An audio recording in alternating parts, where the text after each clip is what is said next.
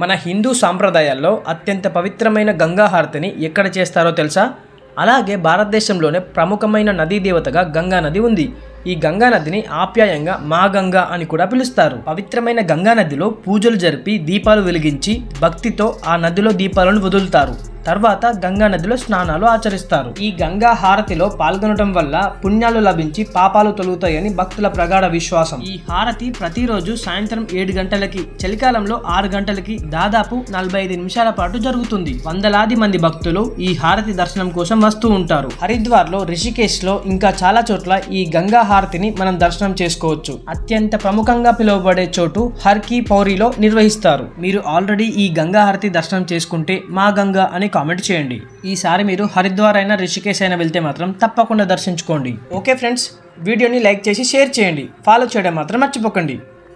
Support చేయొచ్చు కదా. టాటా.